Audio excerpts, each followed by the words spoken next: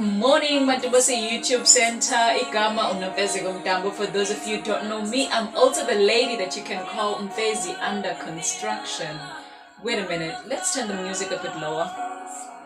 Welcome to my YouTube channel. Okay, thank you for joining me for today. I'm so energetic. Usually after Ukjima, the energy kicks in. Let me just clean up my sweat and then I'll see you guys in a minute. Meanwhile,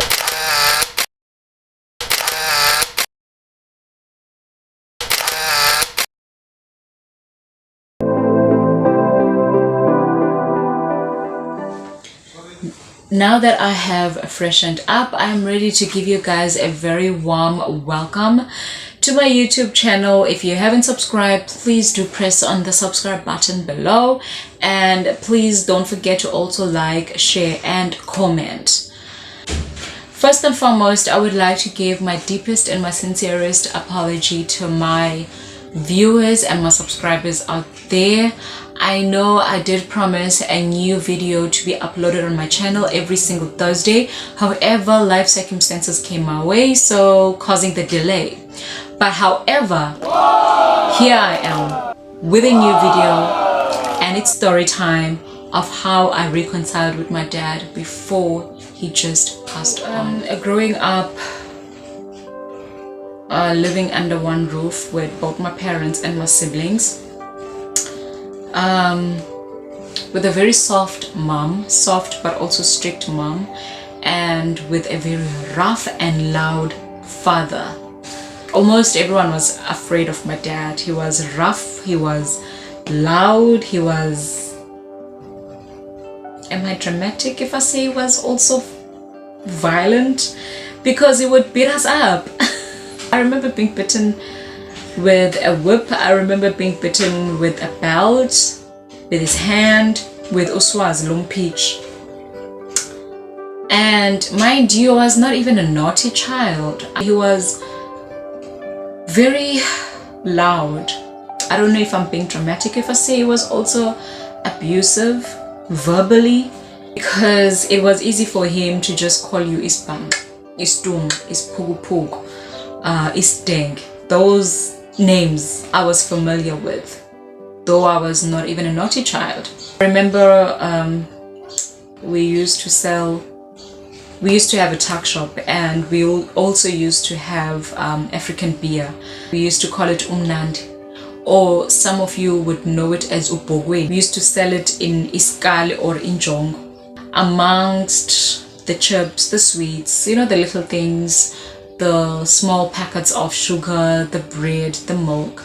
So those are the things that we used to have in our tuck shop. My mom worked, so my dad stayed at home due to health reasons, to leave work and then stay at home. Growing up, I remember there was this one time that a 5 rand was missing from the lunchbox that we used to keep cash float in, and I was the number one suspect. He bit me with a whip. So I remember while he was beating me up, I managed to get hold of the door, and I opened the door and I took off and I ran to save my life. And when he called me back, I refused to come back. So he was so furious. I saw him getting into the house.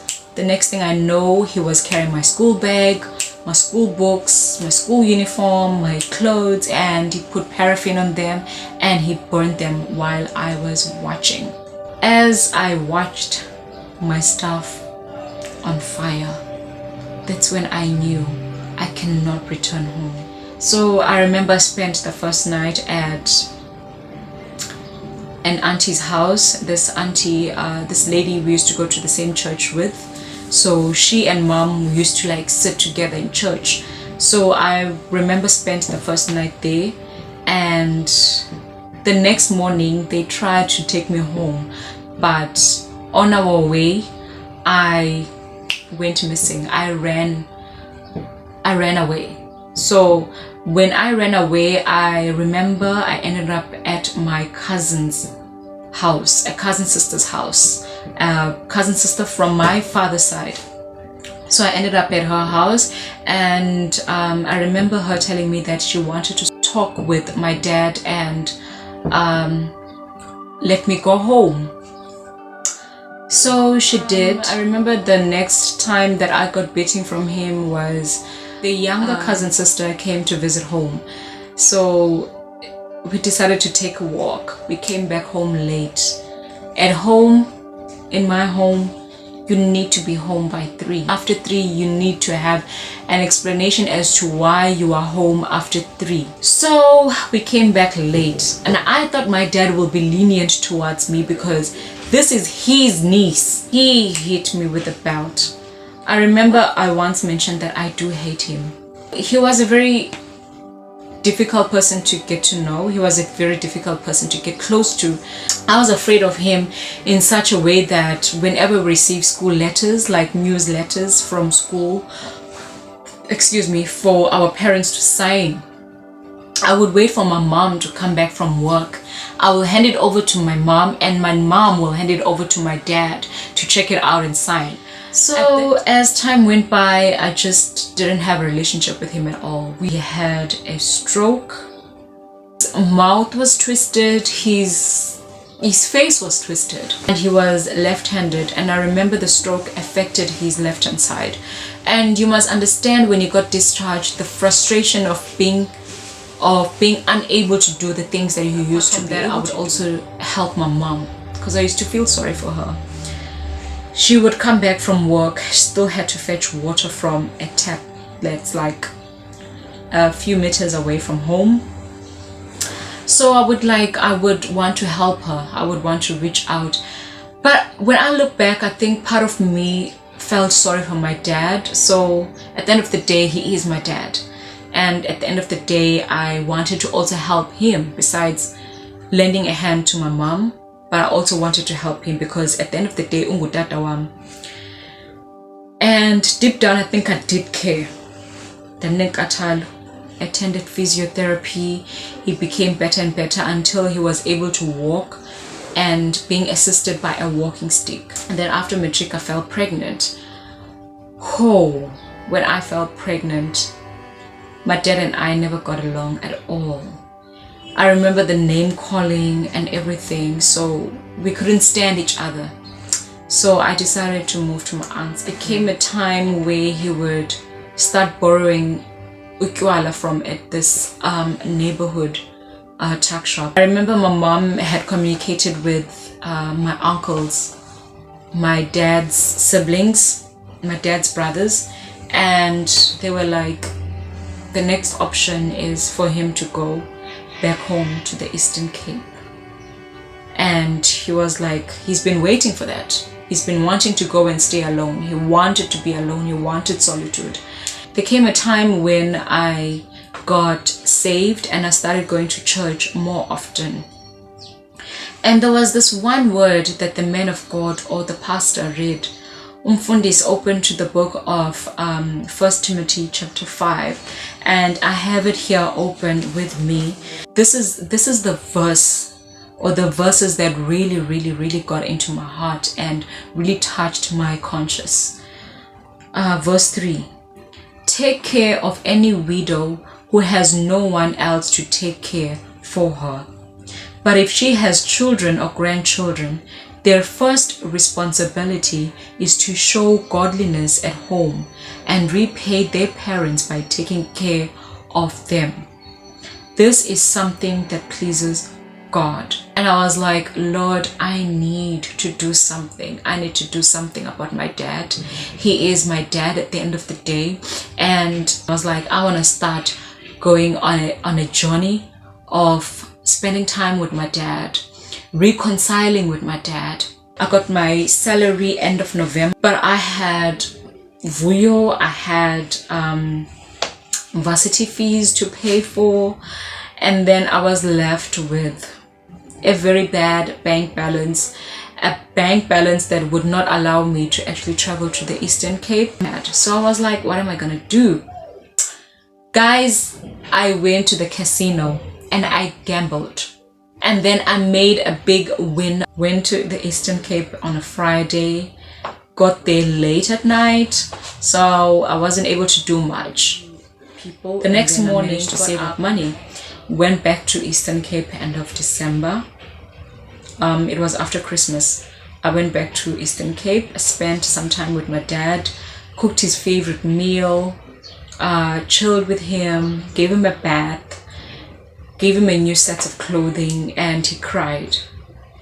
I think that was our very first connection ever, when he cried and he said, "Enkosi mntanam, Enkosi zibula lam." So he used to call me Zibula. Like, I just started thanking God that, you know what, it's working. I got so emotional. I had to go back to Durban again. Went back to Durban. End of January, I traveled to Eastern Cape again to see him. End of February, I traveled to Eastern Cape to see him. My sister bought him a new phone, a small cell phone so that we could get hold of him. So he was really excited for his new cell phone. So we would contact him, we would phone him every now and again. Then came the 14th. I tried to phone him. I could not get hold of him. So I thought, you know what, maybe he hasn't charged his phone. Let's wait for tomorrow.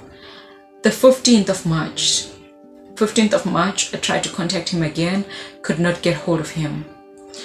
Then on the 16th of March, I decided to phone nearby relatives and asked them to go and check on my dad. I can't get hold of him. They called a boy. He broke into the window. He managed to get in, and they found him lying on the floor and in such a bad condition. And they described the condition to me. It made me feel so bad. Apparently he got drunk and he got in. He was able to lock the door and he fell and his head hit the corner of the bed and he wounded himself. So on this wound, he's been lying on the floor, I don't know for how many days. I phoned my mom rushed. At the end of the day, as much as they had the differences and they separated, my mom said she's going to be loyal, that is still her husband. She rushed there, she got there and took care of him, cleaned him up, tried to make him something to eat, tried to feed him. He would not eat. He wasn't breathing properly. The 17th,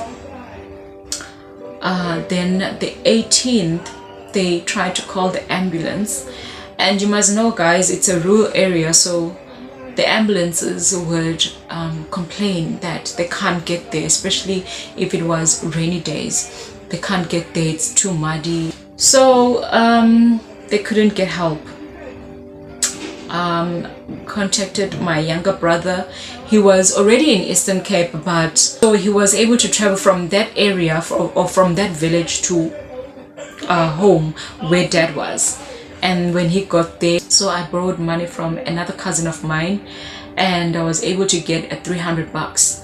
So I sent that $300 for them to hire a van to take my dad to the hospital. So my younger brother was able to get his pastor's van, but it had no petrol. So I said, take the $300, fill petrol up, and they managed to get him into the van and cover him up because he apparently was complaining that he was feeling cold. The entire time I'm at work. About 11 a.m. I phoned my mom to ask for an update.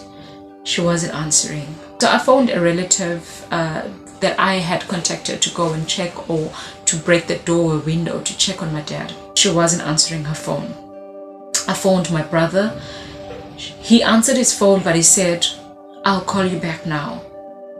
Something in me was like telling me something is wrong, but I was like in denial. Contacted my mom later on after work.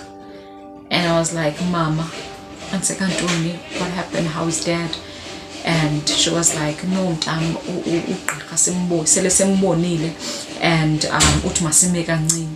at that time I had already moved out from home to my own independence. My son and I already moved out. Fetched Vuya from aftercare, took him, and then went to my aunt's house, my mom's younger sister. And as soon as I got there, I was like, Aunt, something is not right. I've been trying to get an update on how is Udata, and no one was giving me any update. I feel like something is wrong.